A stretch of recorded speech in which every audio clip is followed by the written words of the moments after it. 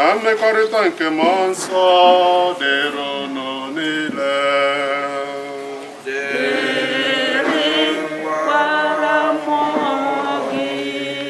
Ụmụnne m na Kristo ụtọ dị n'Jesu. The Lord is good. All the time. The Lord is good. Ana m anabata unu ncha niile na Jemasị nke ụbọchị tata.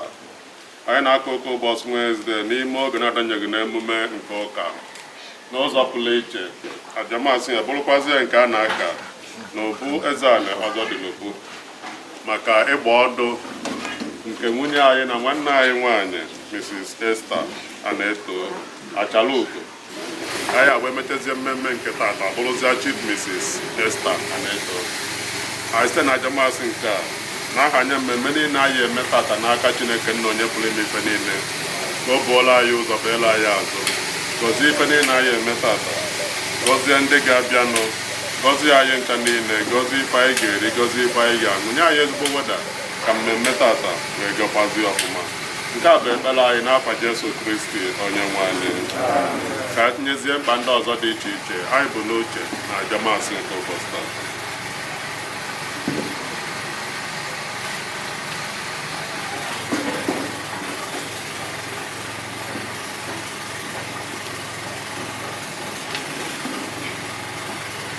Ụmụnne m, iji kwado onwe anyị nke ọma maka mmefu omimi ndị a dị nsọ, ka anyị kweta na anyị emeghela site n'ikwupụta njọ anyị gaa.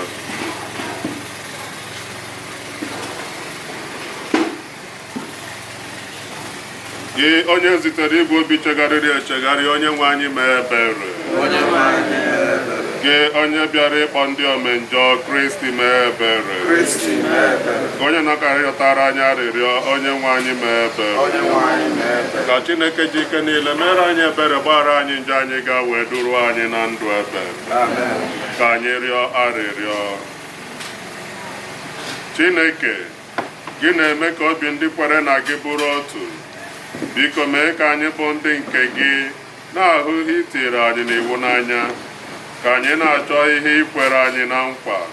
Mekwa ka obi anyị lepụla anya n'ihe ụwa na-agbanwe agbanwe, bịa legide anya n'ebe aṅụrị dị ọkpụ dị. Site na dị ime n'anyị Jesu Kristi nwa gị, onye gị na ya dị ndụ na-achị na-edekọ n'otu nke mmụọ nsọ, Chukwu site n'ụwa tụ ụwa niile.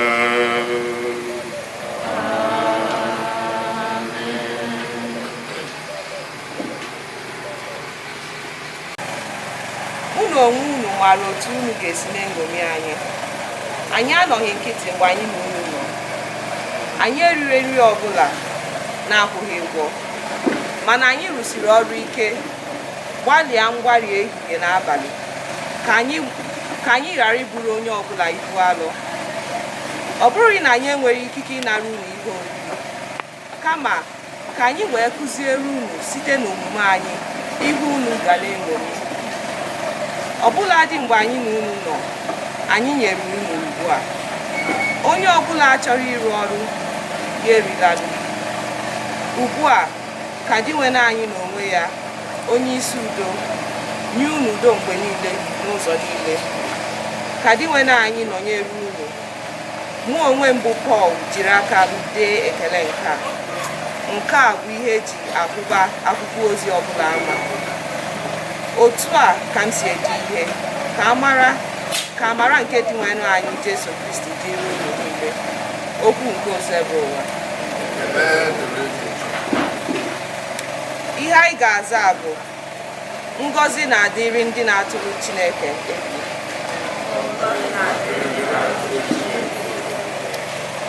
Ngọzi na-adịrị ndị na-atụrụ Chineke egwu na-eso ụzọ ya. Ihe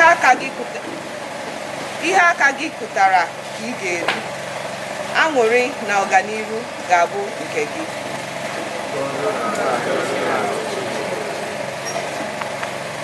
Lee, otu ahụ ka a ga-esi gọzie onye ahụ nke na-atụrụ Chineke egwu. Ka onye nwe anyị si na Zayọn gọzie gị, ka ị hụkwa ọganihu nke Jerusalem ụbọchị ndụ gị niile.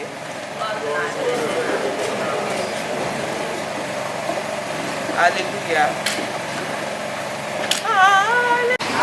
Hallelujah. Hallelujah.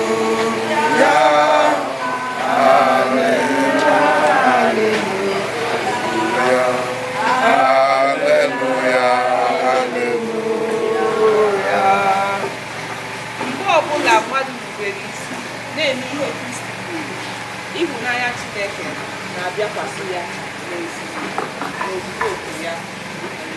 Hallelujah. Hallelujah.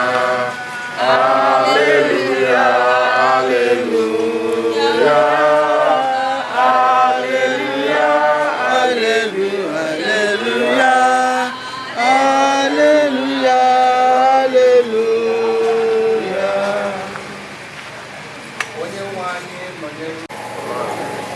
Onye jikọta gara ụmụnne m na Kristi, anyị agbakọna dịka fada si wee kwu na mmalite ajamisa na anyị gbakọrọ iji ajamisa anụnwa wee malite mmemme ịgba ọdụ ịgba ọdụ enyi ma ọ bụ nke ọbụla ịchọzi kpọọ ya, ọ bụrụ na mpianụ ka a na-agba amara mana a sị na ịgba ọdụ nke achala ugo ka ọ banye n'otu ndị enyi. Anyị wee gbakọọ nọọ ihe aṅụrị ka ọ bụ na anyị niile gbakọrọ ebe a n'ụbọchị tata iji wee jiri ajamisa anụnwa wee malite ya. Ọ bụrụ na anyị gee ntị ọfụma n'ihe ọgụ nke a gụrụ anyị, ihe ọgụ nke mbụ nke si n'akwụkwọ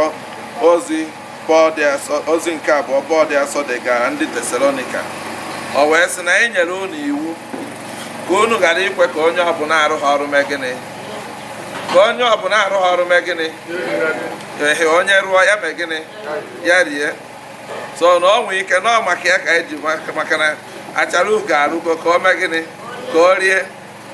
Den anyị nwa na onwe anyị ndị nọkwazi tata n'ụbọchị tata gbakwazi mbọ wee bịa ka anyị soro wee mee gịnị, wee rie, maka na anyị so wee mee gịnị, wee rụ na anyị so wee rụ so nọọ ya nwa. Den ọ wee bụrụ na ọ dị mkpa ka mmadụ mee gịnị, na-agba mbọ onye si emene encourage laziness n'ihe ọbụla anyị na-eme. Laziness adịrọ mma. O nwere mgbe ndị ka gwongworo ga-ahụ ha bịa ha ede no food for a lazy man. Anyị bịa ya na-aga ihe ụfọdụ n'ime anyị ji wee mụta ịgụ ihe ede na moto gafee gụọ ihe ede na yanụ no food for a lazy man. So nọọ ihe Pọl dị asọ na-agwa anyị tata ka anyị ghara ime encourage mmadụ ịnọ nkịtị ụdị ọbụla ime gịnị, kaba arụ mee gịnị, na-agba mbọ maka ịchụta ihe afọ ga-eme gịnị, ga-eri, ya nakwazi ihe ndị ọzọ eji enyere ndụ aka. Abịa n'ozi ọma nke Matiu dị asọ dere, since izu ụka ka a na-eti wo azịgba unu. Ị na-ajụ ndị a niile a na-agwa ihe a, ọ na ha anaghị eji ntị ha eme gịnị, anụ ihe. Tata agwana anyị na ha na-asa azụ iko ma ime iko ma gịnị jupụtara na ebe n'ihe arụrụ ana na ihe ezutere gịnị n'ohi. Mpụta ihe apụta na anyị na-epenti onwe anyị dịka gịnị, ini abịa eweta ini ije na burial ground, ini a na-ashine, ọ na-ama epụta ọ dịka ọ sị rahụ ụra na ya nọ, mana n'ime ihe asị ka egbupụta ihe dị n'ime, egbupụta ya eme gịnị, onye ọwụ na-agbafuo. So na ihe ọ na-arụtara anyị aka tata ka anyị ghara iwu ndị ga na-eme ka a wee fụ anyị, ka anyị wee maa mma, ma ọ ka anyị wee mee gịnị, wee dị mma n'ihu ndị mmadụ. Mba, nọọ ka anyị kaba arụ ihe aha ndị mmadụ na-afụ n'elu ha ka a mee gịnị, ka ọ bụrụkwa ya ga-eme gịnị, ga-adị anyị n'ime. Mgbe ọbụla onye ọbụla na-achị ichi echichi n'obodo, o nwere ihe a na-enejere anya na ọ ga-eme gịnị, o solugo na ndị ga-eme gịnị, ga na-ekwu n'obodo. Onye mere eme gịnị, agbakwute ya, jụọ ya sị ya kedu ihe ị chere. So na achara ugo na-abanye na otu ndị ịgba ọdụ, ọkwa isolugokwa wọnsọ agbanyeghara gị imego gịnị, isorogo. So ụmụ nwaanyị buru ikpe bịa ime gịnị ikpezie ya ọfụma.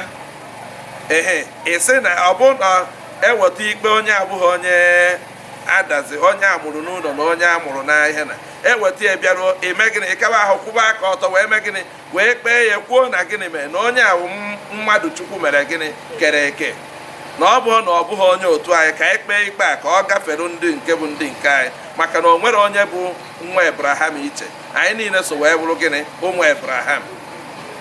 Ka anyị ghara iso na ndị ga na-ahọrọ ụmụ chi ọzọ họrọzie ndị ahụhụ ụmụ mee gịnị gbuo ha ichi. Ọ ihe a na-agwa anyị n'ụbọchị tata, ka ihe anyị na-eme n'elu ahụ ka ọ mee gịnị ka ọ bụrụ ya bụkwa ihe ga-adị n'ime obi anyị. Ọ bụrụ na anyị na-eme otu a, ọ ga-adịrị anyị niile mma, alaeze Chineke eme gịnị abụrụ nke anyị. Udo dịrị unu.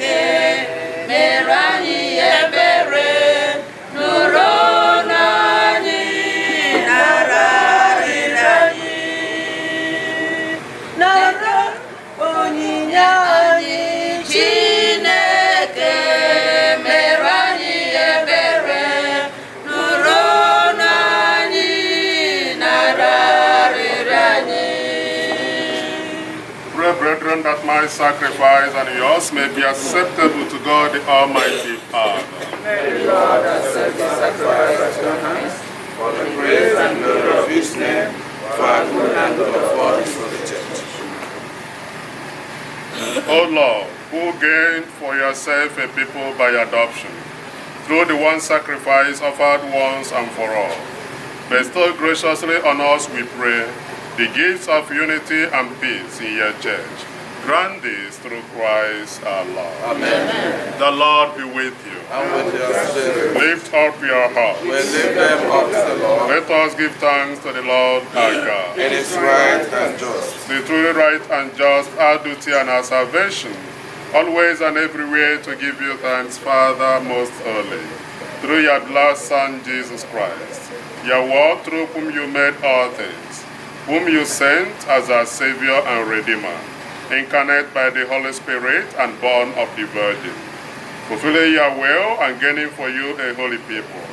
He stretched out his hands as he endured his passion, so as to break the bounds of death and manifest the resurrection.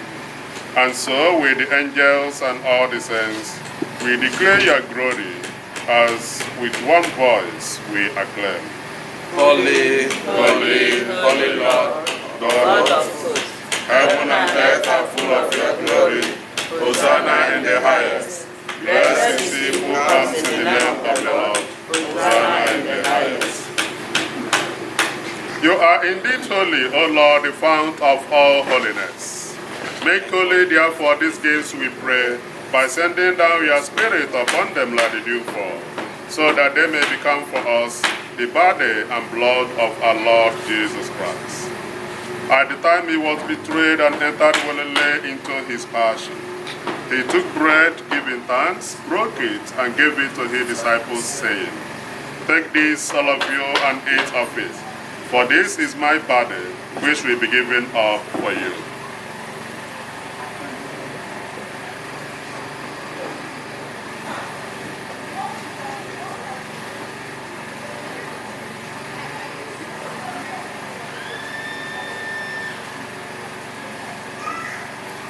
In a similar way, when supper was ended, he took the chalice, and once more giving thanks, he gave it to his disciples, saying, "Take this, all of you, and drink from it. For this is the chalice of my blood, the blood of the new and eternal covenant, which will be poured out for you and for many for the forgiveness of sins. Do this in memory of me."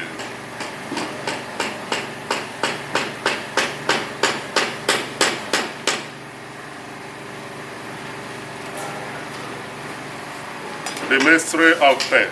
We proclaim your death, O Lord, and profess your resurrection until you come again. Therefore, as we celebrate the memory of his death and resurrection, we offer you, Lord, the bread of life and the chalice of salvation, giving thanks that you have fed us worthy to be in your presence and minister to you. Humbly we pray that, partaking of the body and blood of Christ, we may be gathered into one by the Holy Spirit. Remember, Lord, your church spread throughout the world, and bring her to the fullness of charity, together with Leo, our Pope, and Jonas and Paulinus, our Bishop, and all the clergy. Remember also our brothers and sisters who are fallen asleep in the hope of the resurrection, and all who have died in your mercy. Welcome them into the light of your face. Have mercy on us all, we pray, that with the Blessed Virgin Mary, Mother of God, with the blessed apostles and all the saints who have pleased you throughout the ages, we may merit to be co-heirs to eternal life, and may praise and glorify you through your Son, Jesus Christ.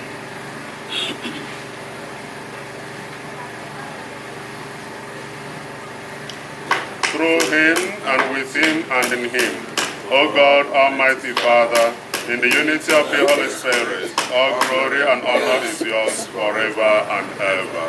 Amen. Ebe e nyere anyị iwu na-enye ndụ, anyị abụrụla ndị eji nkụzi nke Chineke were zụọ, ka anyị were nụ nkamobi kpee Nna anyị nọ n'eluigwe. Otuto dị n'aha gị, ka ọchịchị gị bịa, ka eme uche gị n'ụwa dịka esi mee n'eluigwe. Nye anyị tata nri nke ụbọchị anyị, gbaghara anyị mmehie anyị dịka anyị sikwa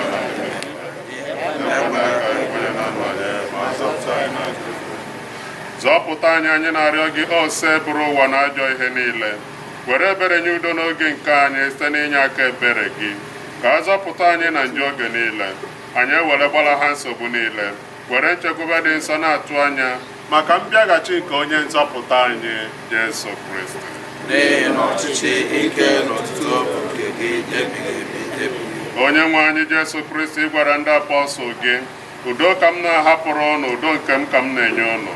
Elekwala anya na njọ anyị gaa, kama na okwukwe nke nzukọ gị. Nye ya udo na ịdịkọ n'otu ka uche gị siri chọọ. Gị bụ onye dị ndụ na-achị ebighị ebi. Amen.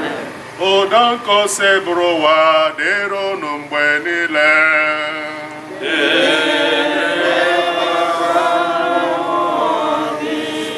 Nyerịta n'ibu unu ekele nke udo.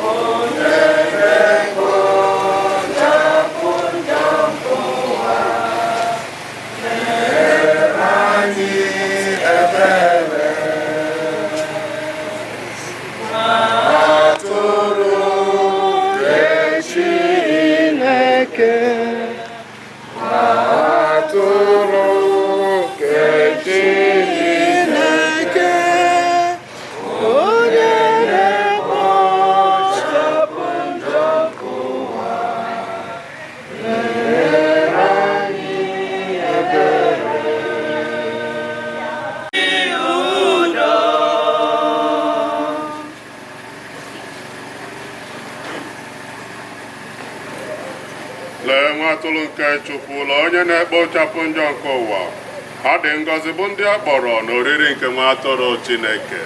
Inwenụ m esosi m ka ịbata n'ụlọ m ma kwuo so okwu na a ga-agwọ mkpụrụ obi. Ga-ahụ na ọbara Kristi chekwaba anyị wee ruo na ndụ ebe.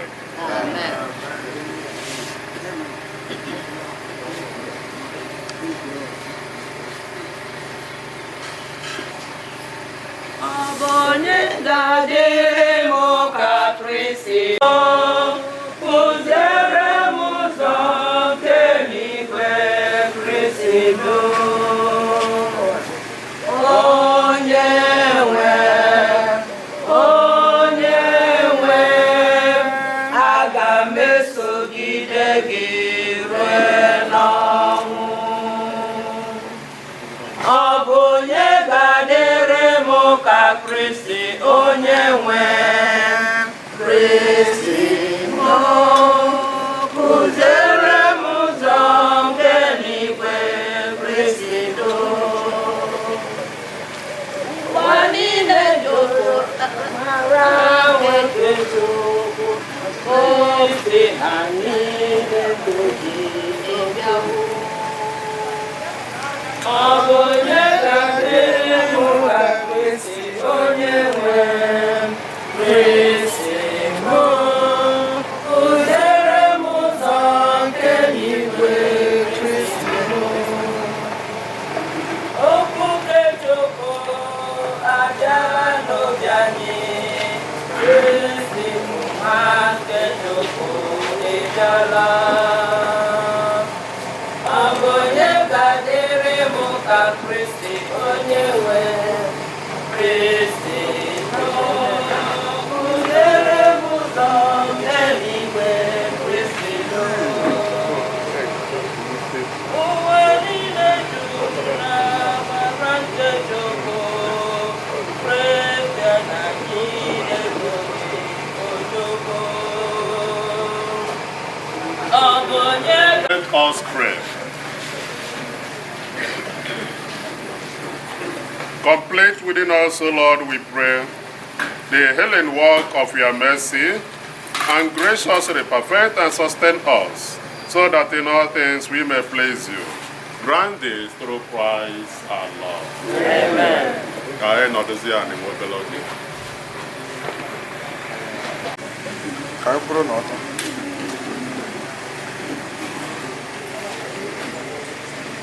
enyemaka anyị dị n'aha onye nwe anyị. O sebụrụ ụwa nụrụ arịrịọ anyị. Chineke anyị, bido n'ọwụwa anyanwụ ruo n'ọdịda ya, otito ga-adịrị aha gị mgbe niile. Gị bụ onye ji okwu ọnụ were kee ihe niile dị n'ụwa, bịakwa doo ha nsọ. Ọ bụ site n'obi ọma gị ka iji kpọtara onwe gị mba nakwa omenala dị iche iche ka e were na-asọpụrụ ma na-edokwazi aha gị ebube n'ụwa, ya na maka ọdịmma nke mmadụ.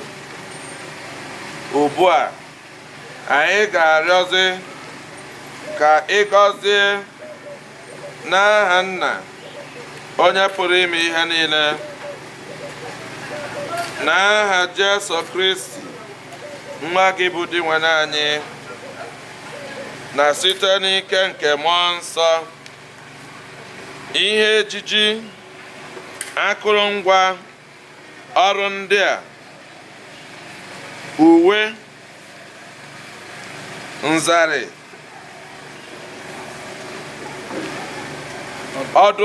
ọdụ aka, ihe ọnụ, ma ọla aka, ma ọla ntị, nakwazi ihe ndị ọzọ dị iche iche, ma akpụkpọ ụkwụ, ma akpa, nke a ga-eji chọọ nwa odibo gị bụ Ngozi Anetoh mma. Di nwenụ, bịa gọzikwazi ya bụ nwa odibo gị, ka mmụọ nsọ gị na-agba ya ume mgbe niile, mee site n'ihe ejiji ndị a na echichi nke ọ ga-abanye n'ime ya tata, ka ọ na-ebi ndụ dị ọcha site n'ezi omume na ịkwụba aka ọtọ, ka ndụ ya na-agba akaebe dị mma mgbe niile, ka ọ ga-abụ o bichaa ndụ ya n'ụwa nke a, iwere alaeze n'igwe kwụọ ya ụgwọ site na Kristi Onyenwe anyị. Amen.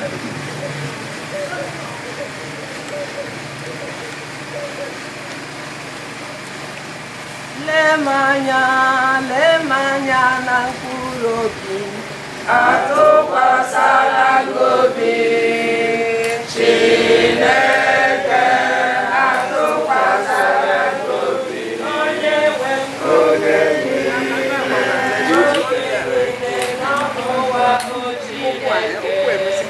atụkwasịra gị obi, Chineke, atụkwasịra gị obi, Chineke, atụkwasịra gị obi, onye nwe oge. Anyị na-ekenezi anyị ncha niile ndị gbakọnọ n'ebe a maka ajamasị eji amalite mmemme ịgba ọdụ nwunye anyị na nwanne anyị nwaanyị achala ugo. Ama m na eze Anetoh Nnukwu nwere ike nwee n'ofu okwu ma ịbụọ ọ ya agwa ndị bịa sonye na ajamasị tata.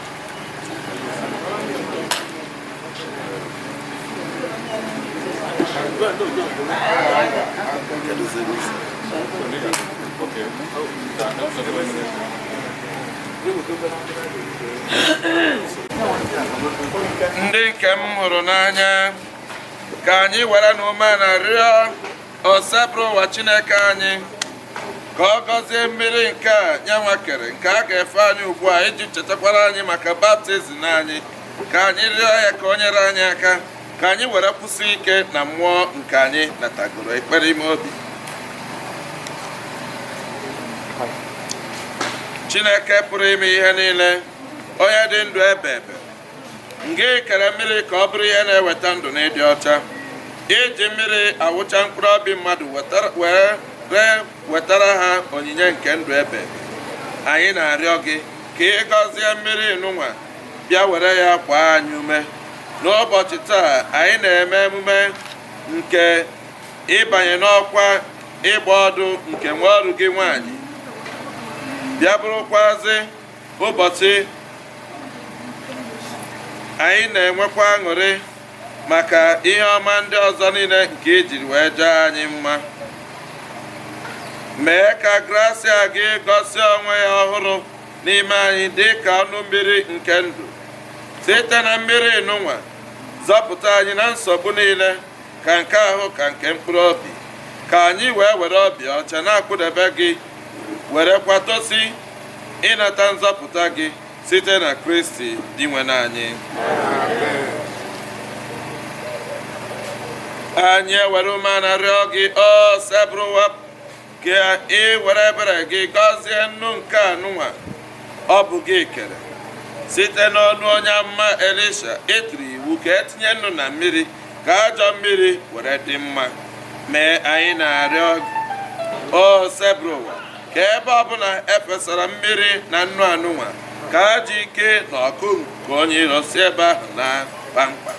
Ka mmụọ gị dị nsọ wee nọnyere anyị, na-echekwa anyị.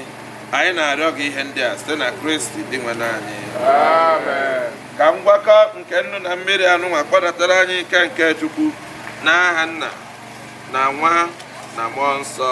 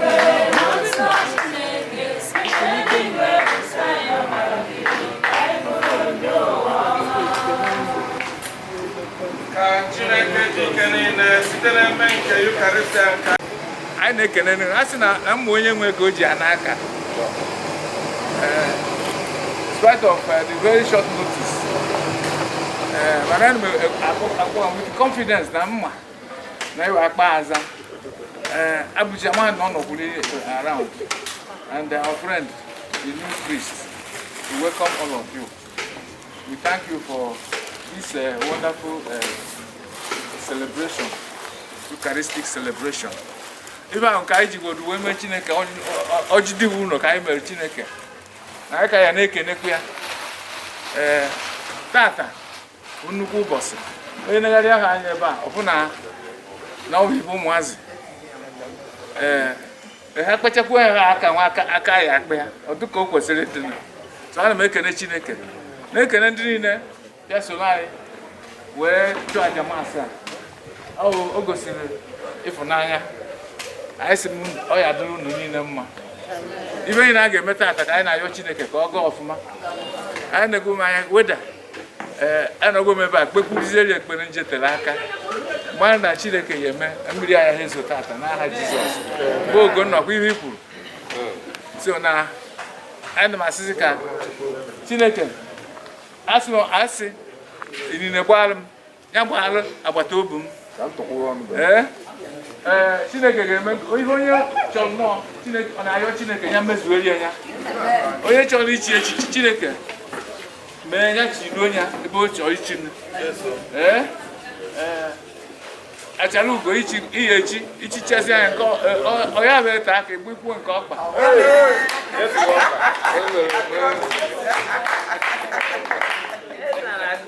Mgbe ọya atọ na ọkwa na-agbacha nke aka agba nke ọkpa ọya atọbeghị onye na-atụbeghị ọ chukwu mere etu ahụ Chineke ya gọzie na anyị n'ụbọchị nke taa. Biko ihe ọzọ nna ya anyị mesịa kịta ọ bụrụ mana tata ahụ maka biskit anaghị ata biskit ọ bụ anyị enoriri ihe oriri anyị eri etu ọdịnala no piano eghere mana a ga-enwerịrị nwa breakfast no matter how small ọ dị o wee were ya na-eje n'ebe a na-echi echichi anyị gbacha ọchịchị ndị fada anyị na fada agba izu n'okwu n'ochelu enwere factory dị ebe m na-esipụta nri epụta ha nri anyị erie biko ekenekwa m unu niile todu Jesu Kristi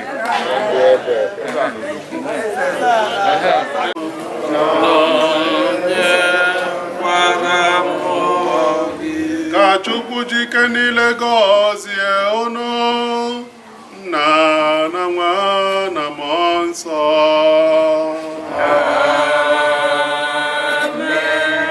N'abanụ misa gwụsịgo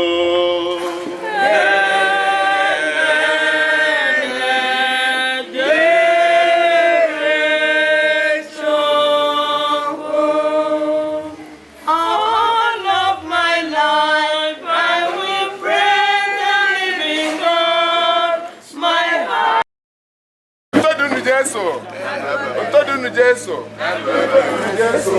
onye jisi ike na-eze chukwu ya anya onye jekọta ya enyere ya aka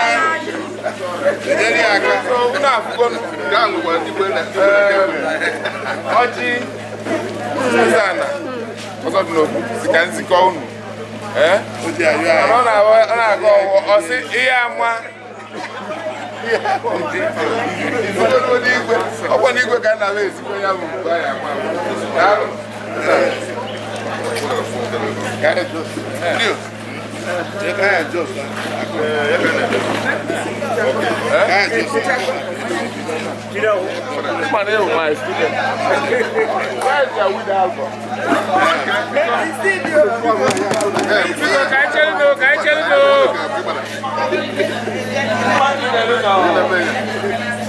Mokona na eme consecration. Ona agwe eme consecration para na mkoto ya gwa. Hello. Oka kai ka se na ma. Hello. Para wo ko. So ya doing this. Hello also. Hello so.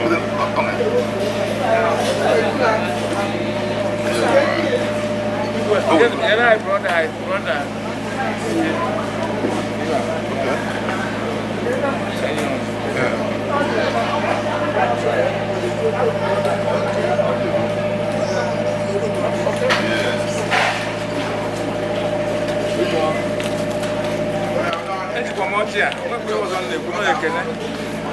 Ekene bebe ka na-ekene Chineke. Ewegbu ajamasị dị atọ wee bido emume nke tata wee yọọ ya o mee ka ọ gaa ibe na ga-eme tata gaa na-amụ ya nke kacha nke ka mmiri ji eji stọpụ ibe a na-eme ndị na-emele emume ọ bụrụ na ha bịa ka baba anyị na-ekwuzuru akwụzụ na-etozuru etozu anyị etozugo ndị anyị jekwana ji eweta anyị etozugo na nke ha ọzọ ya etozugo na ndị ha na-akwadoro ọnụ anyị ama na ibe niile ezuo so Chineke ya were otuto anyị na-ayọ ngọzi gị n'ebe anyị nọ anyị na-ayọ amara gị zuru oke n'ebe anyị nọ kachasị n'ụbọchị nke tata n'emume a na-eme tata bịa chala ugo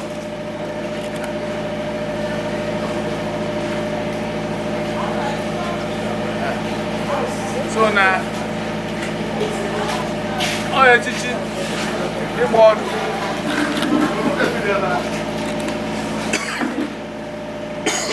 Esther Ngozi Anetoh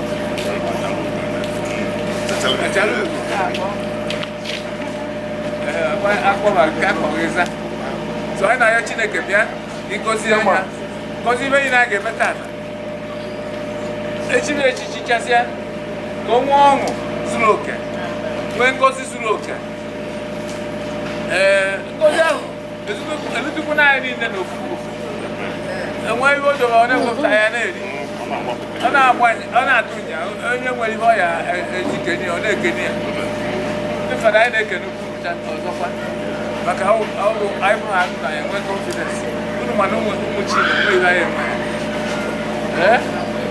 ya ọ bụrụ na anyị kwadoro ihe akwado mee aka edu anyị mana ndị fada aka anyị mana anyị si na ọka anyị bidogoro na mkpọsa ya emezi nke nnukwu ya so Chineke bịa na ala ji gozie ka anyị taa anya tata ndụ tata arụ ike tata agamnihu selo Kraịst onye nwe anyị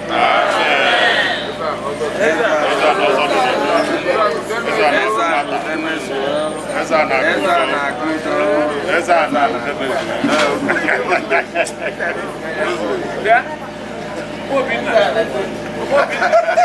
let the music play.